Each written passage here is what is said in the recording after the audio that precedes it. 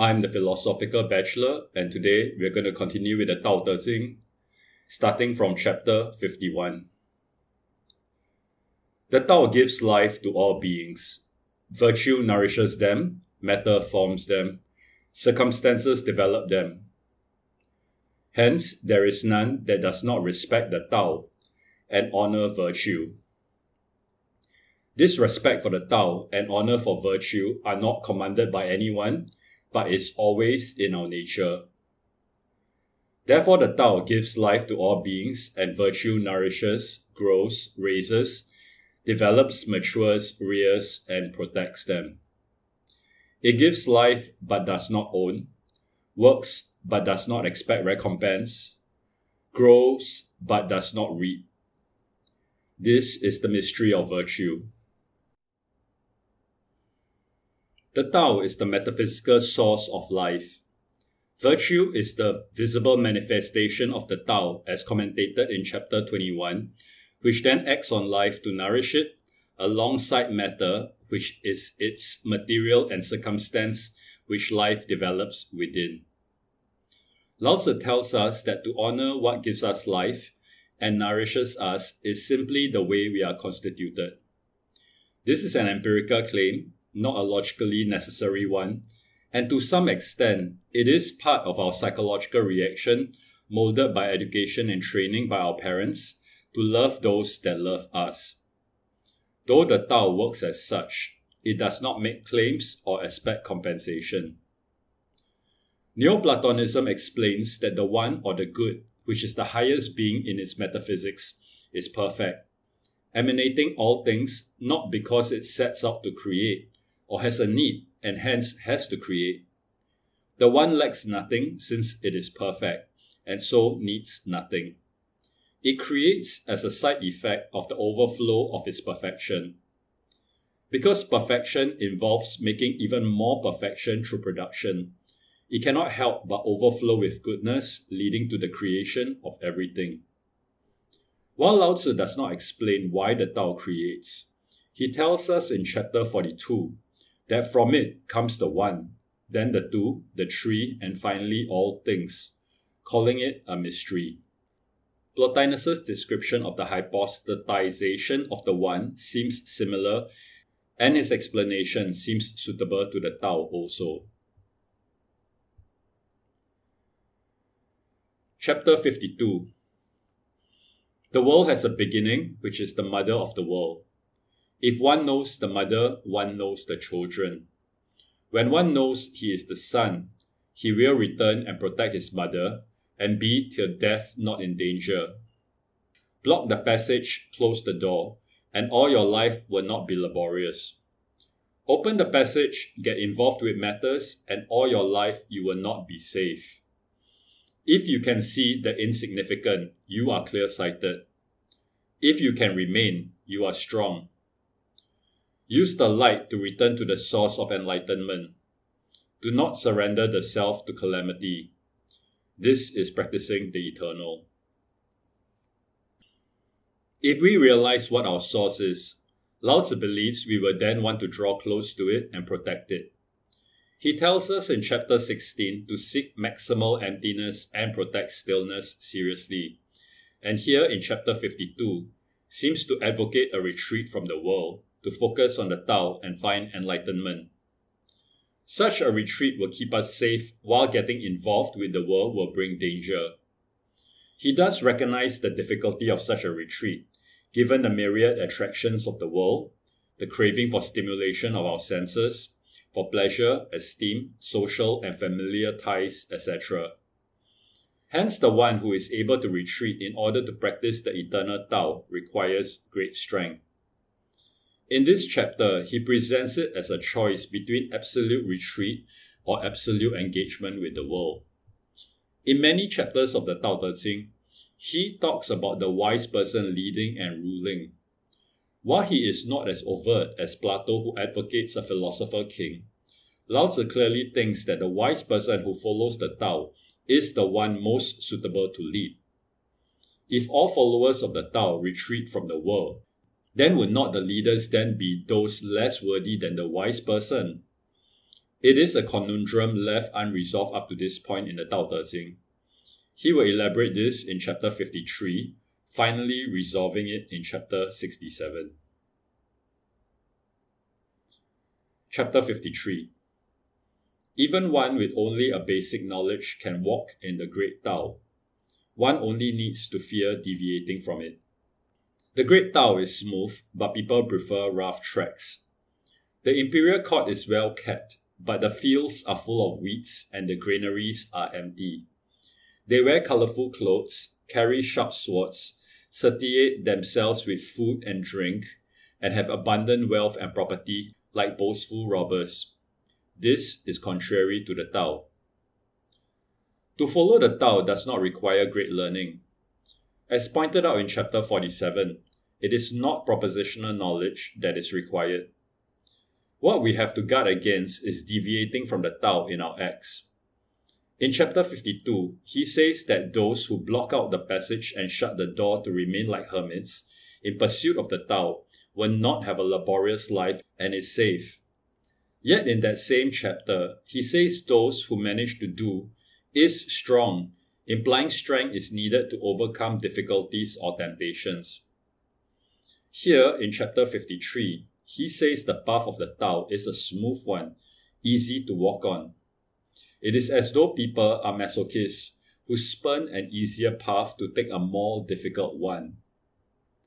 It will seem that to follow the Tao, if all it is to follow our nature, our natural instincts, it should be easy to do. Yet there seem to be many forces that push us away from this nature, such as societal pressures, making those who follow their nature the odd ones out. It will then be in our nature to conform, to try to fit in with a group as a means of self-preservation. This reminds me of Diogenes of Sinope, who went around naked, lives in a barrel, urinates on those rude to him, even defecating and masturbating in public, in a bid to live as naturally as possible.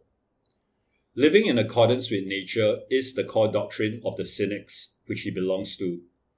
He was reviled, but yet commanded a certain grudging respect, even from those like Plato who called him a Socrates gone mad. Alexander the Great told Diogenes that if he was not Alexander, he would have wanted to be Diogenes. Lao Tzu does not need us to go as far as Diogenes in pursuit of being natural. He tells us to block the passage and close the door, to stay at home to cultivate the Tao by taking an inward journey into our minds. So from that point of view, it is easy, but on the other hand, to retreat from the world and society is also not easy, requiring strength and faith, and so most of us end up choosing rough tracks, getting involved with worldly matters that endanger our lives.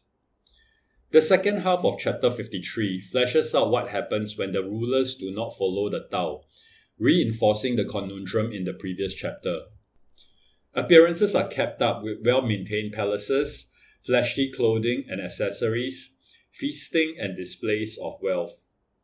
However, the reality is seedy, with fields choked with weeds and empty granaries implying the suffering of hunger by the people, while the rulers live it up on the people's tax proceeds. Plato resolves this dilemma by advocating for the wise to participate in politics. One of the penalties for refusing to participate in politics is that you end up being governed by your inferiors, he writes. He thinks that the ruler should ideally be a philosopher, given their ability to consider the affairs of state wisely. Though Socrates, Plato's teacher and literary mouthpiece, says that he would have been destroyed had he engaged in politics, and that it is better to fight for the right as a private citizen. As Lao Tzu notes, people suffering under poor leadership is also contrary to the Tao. He does not talk about choosing between the lesser of two evils, the evils of public life versus the evils of being ruled by incompetence in the Tao Te Ching. But he does talk about wise leaders, often implying that while they may complicate or endanger their lives, they can also lead by example and rule with wu wei, bringing consolation to the people. For instance, in chapter 28, he talks about how simplicity can be a tool of the wise person in being the chief official of a great administration that uses no violence. Perhaps different passages in the Tao Te Ching are meant to speak to different kinds of people. Not all wise people can tolerate the life of a hermit, and not all wise people can rule. The wise person is, after all, only an appellation and not a monolithic personality. It covers a plurality of real people who, each with their unique character and dispositions, embody wisdom in their own way. When we get to chapter 67, the paradox will be solved. Chapter 54. What is well constructed cannot be uprooted. What is well grasped cannot be taken away. The ancestral worship of the descendants does not cease. Cultivating virtue in the self makes virtue real. Cultivating virtue in the family makes virtue abundant. Cultivating virtue in the village makes virtue grow. Cultivating virtue in the country makes virtue flourish. Cultivating virtue in the world makes virtue universal. It spreads by people observing other people, families observing families, villages observing villages, countries observing countries, worlds observing worlds. How do I know that the world is thus? Through observation. A strong foundation supports the edifice above it. If one understands something well, it cannot be easily thrown into doubt. The belief will be hard to break. If a tradition is well grounded, it prevails. Lao Tzu envisions the spreading of Taoist virtue from the self to the family, village, country, and then world, all through people's observation of one another. Beginning with the self, virtue comes into reality. This is the vital start, after which it can be fostered in one's family, then the village, country, and finally the cosmos. But before thinking about the universe or even just our own family, we should start by cultivating virtue in ourselves, grounding it firmly in ourselves as the foundation for the spread of virtue.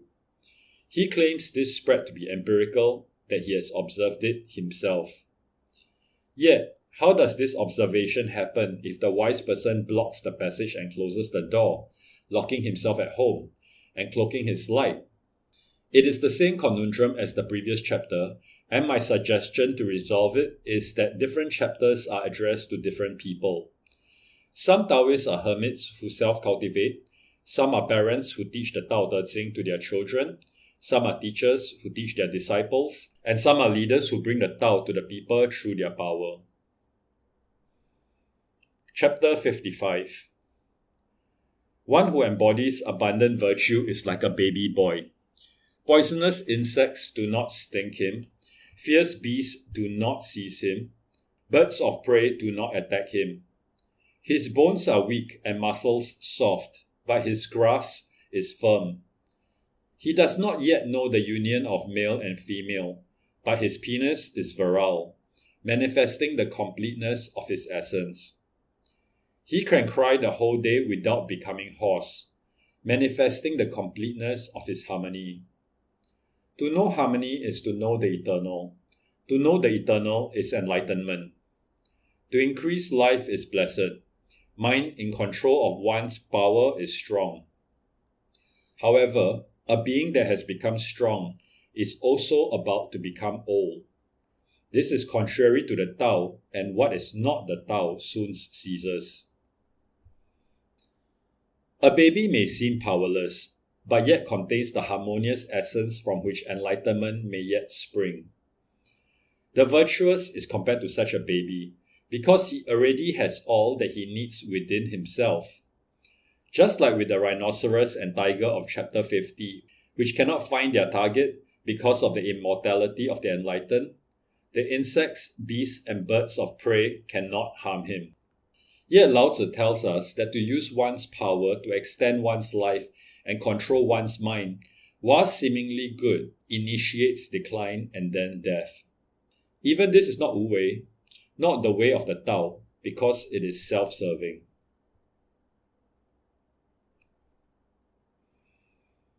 Chapter 56.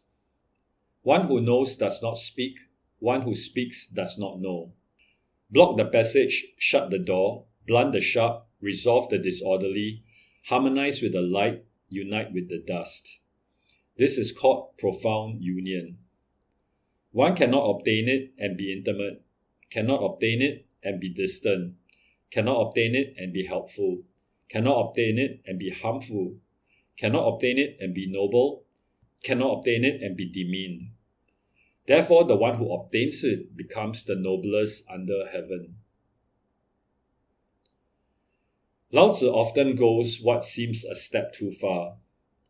The one who knows the Tao will not speak of it, since the one who does speak of it does not know it. So does Lao Tzu know the Tao, since he speaks of it in the course of an entire book, no less? Buddhism has a concept of skillful means, where some teachings may not be the absolute truth, but merely a means to draw one towards the truth. In the Lotus Sutra, a father lures his children from their burning house by lying to them that there are toys outside. Lying is in general wrong, but it is through such a lie that he saves his children. The father is not condemned. Instead, he is regarded to have used skillful means so that his children can cross over to the safe side and be alive to then have the possibility of doing great things later. Is it that the teacher of Tao truly cannot speak when instructing his disciples? Or is Lao Tzu saying that to be an example of non-assertive acts are better means of instruction? As I write this commentary, I find myself apologizing for Lao Tzu. Apologizing not in the sense of saying sorry, but in the ancient Greek sense of presenting a defense for his words. I am not a Taoist apologist. I am not a Taoist, nor a theist of any confession, but I do think that to make sense of any work of philosophy, we have to try to adopt a charitable reading of the text, to try to understand it on the writer's terms and not our own. I have pointed out quite a few contradictions, noting the paradoxical nature of the Tao Te Ching, and have tried to provide plausible explanations to dissolve the paradoxes, some directly addressing the subject matter of the paradox, while here and in chapter 53, at the meta level, where I consider not the content specifically, but what Lao Tzu is overall trying to do, to speak to different people, to use skillful means. To return to the text, perhaps his idea is that speech can only go so far in instructing the Tao. It needs to be accompanied by a true living example of following the Tao. The one who only speaks but does not exemplify does not know the Tao. The next line is a series of instructions to achieve profound union. Block the passage, shut the door is also found in chapter 52, to still oneself and be in a quiet private place. Blunt the sharp, resolve the disorderly, suggest a middle way, not taking things strictly, which leads to contradictions, but to allow it to sit, after which insight may come.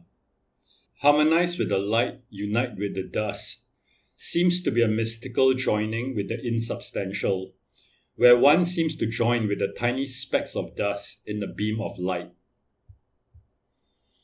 When this profound union is obtained, it is neither intimate nor distant, neither helpful nor harmful, neither ennobling nor demeaning, according to Lao Tzu.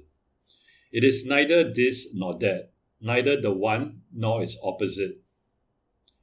The Hindus call this neti neti. Is this not a description of emptiness?